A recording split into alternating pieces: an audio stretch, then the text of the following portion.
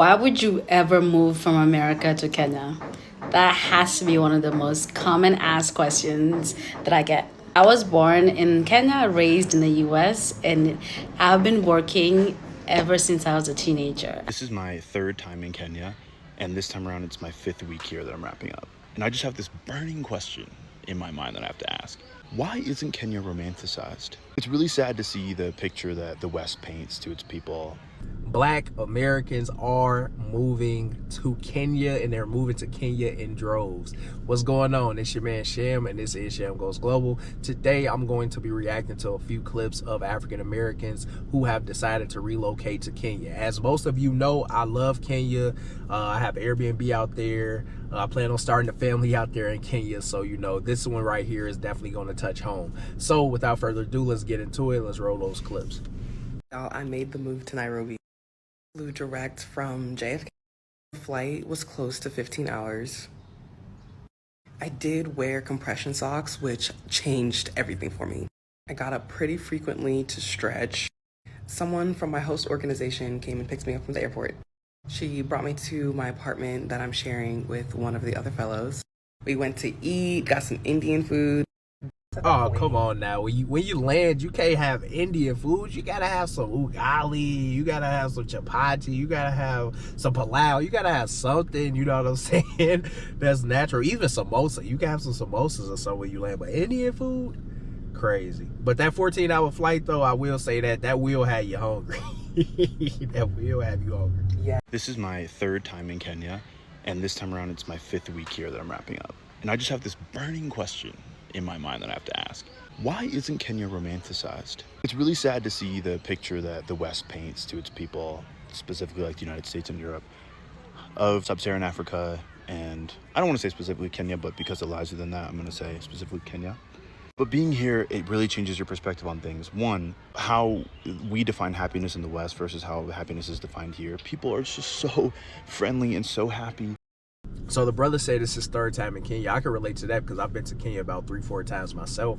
And the first time you go, you're going to want to always go back. Just the love that you receive from the people, just the whole entire atmosphere, the vibe, everything, it just makes you want to go back to Kenya. When it comes to Kenya not being romanticized, it may just be because people are ignorant and they don't travel as often or don't travel to Kenya as often. You know, the West definitely will try to paint a certain type of picture of just Africa as a whole, and it might not necessarily be the 100% authentic truth. You get me?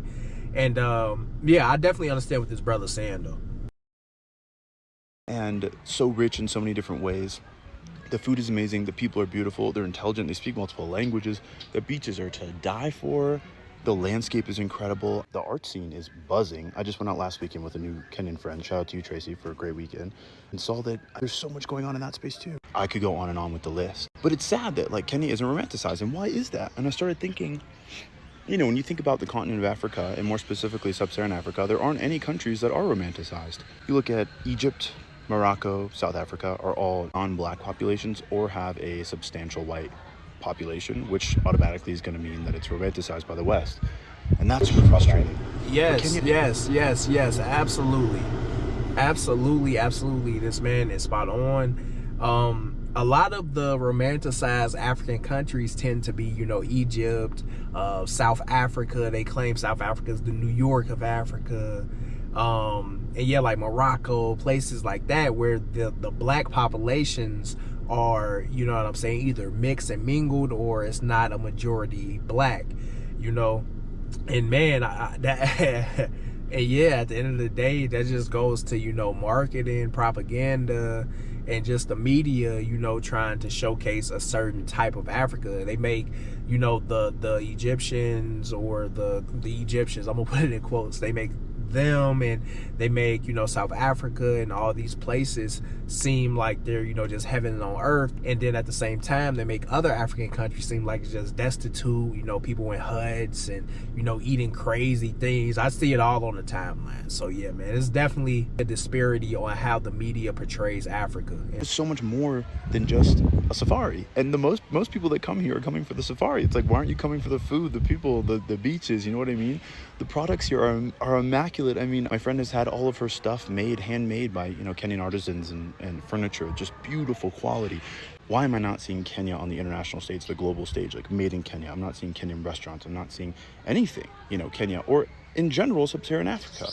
I mean, I know the history is ugly, but like, I just have this burning question, like, what is it that has to be done?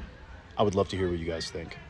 So yeah, I've had things made, from Kenyans. I've had a couch made from scratch.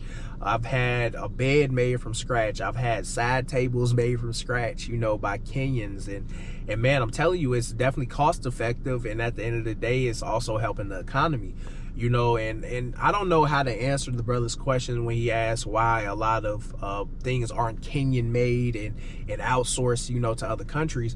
But I definitely say when you're in Kenya, man, definitely check out some of those local, manufacturers, artisans, whoever, and get some stuff done because they do some great work, I'm telling you. To bring Kenya and sub-Saharan Africa to more of a global stage. Because, I mean, it's got it all. It's got all the fucking goods. Right now I'm in Kenya. I decided to relocate for some time. Honestly, this is one of those like crazy faith type of seasons I'm in where I've kind of left everything behind back home in the States and decided to come here to get to know myself and get to know the plans that God has for me at a deeper level without the distractions of being in a hustle culture in a Western society. Yeah, I'm gonna pause that real quick. So I'm starting to notice that a lot of black people in the diaspora have been going back to Africa as more of a spiritual thing, and it's actually very beautiful to see because a lot of times, when you're born either outside of Africa or not on the continent, you're kind of not based at home, and it never feels, at home. At least for me, it never felt like I was fully at peace at home, whatever you want to call it. So I definitely understand what this young lady's talking about. Only been like 2 weeks, and before I left, I remember that I was writing in my journal, and I usually read this book every morning called The Pivot Year by Brianna West. There's so much goodness in that book if you're in a season of pivoting, right? So much goodness in that book. And I remember I wrote down something that she had posted, and I rewrote it in a way that is kind of like an affirmation for myself. And this is what it said. I will allow my life to be more than I ever thought it could be. I will combat the limiting thoughts that have made me cling so tightly to the wounds I have outgrown. I will listen to the little calling in my heart that knows what's really true, even if my mind doesn't know how it might be possible. I know there is more available to me than I could ever imagine, and I will let myself be expanded to set an example to others just like me who are waiting on finding that courage. Literally moving to Africa. Nairobi is a city in Kenya. Africa is the continent. A little geography for you. I'm not the greatest at it, but I know that. Yo, I just want to address something real quick. A lot of people try to make Africa seem as if it's just a country. Africa is a continent, man. So say for instance in America, if I'm telling somebody that I'm going to Kenya, they're like, oh, you going to Africa? Oh, how was Africa? It's like, it's a whole continent. I didn't go to the entire continent. You know what I'm saying? It's just very interesting on how ignorant sometimes people could be, because that's just like the epitome of saying, oh, I'm going to North America. You like, what's North America? North America could be Canada, Mexico, so it's definitely funny when people say, oh, you're going to Africa or you're coming back from Africa. It's like, nah, it's not like that. Join me on my journey, y'all. Why would you ever move from America to Kenya? That has to be one of the most common asked questions that I get. I was born in Kenya, raised in the US, and I've been working ever since I was a teenager. Actually, ever since I was younger than that. But in the US, I was working ever since I was a teenager. I went to a technical vocational high school, which was basically a long way of saying I went to a high school that wasn't necessarily like normal. So 1 week I would go to regular math, English, science, whatever. And the other week when I became a junior, which was like 11th grade, I would go work at a job. This was a job that we had to get ourselves that was related to the field that we were studying in school. I was studying health occupations and I became a CNA through our school, and then I was able to get a job as a CNA. Because I got this job at 16, Oh wow, that's actually some nice money, especially if she's making the money in the States and she's living with either a sponsor or a family or something, and she's stacking up all that money. Man, she's gonna live an amazing life in Kenya, I'm telling you. I started working with adults when I was a young person myself, which was amazing because that got me to know so much about a lot of things at a really young age. And it got me in the workforce, and I was able to have a lot of bosses. Something I started noticing was all the bosses, as long as I just came to them and asked them, they would answer my questions. The most senior boss, I think, found it admirable that I was young enough, or I was young and I was asking so many questions. So I would ask things like, so how are you a CEO or director, all these things of this company, while you still manage having 6 kids, 7 kids, and and you have a husband, you have all these things. How do you do all of that? So I started noticing all those bosses would hire their children, their cousins, their whoever to start working at the company. They would hire their own each and every time. That planted a really deep-rooted seed in me, and I just knew some point at some time I will go back to Kenya and help my own people too.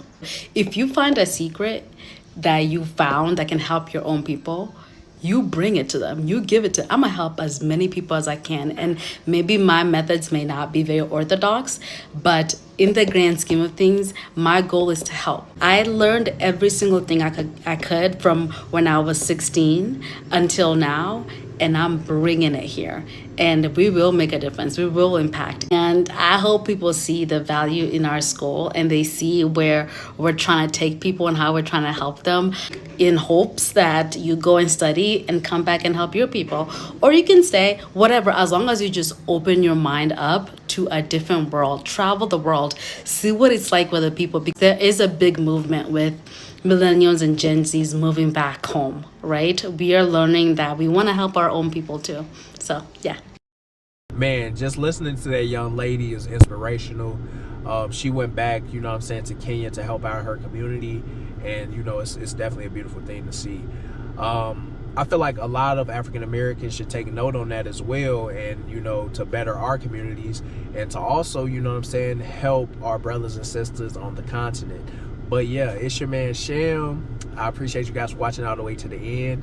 Make sure you guys like, comment, subscribe before you go. More reactions on the way. Yes sir, yes sir. We're gonna try to stay consistent with these as well, bring you guys some good content. But yeah, man, I'm out. Until the next one.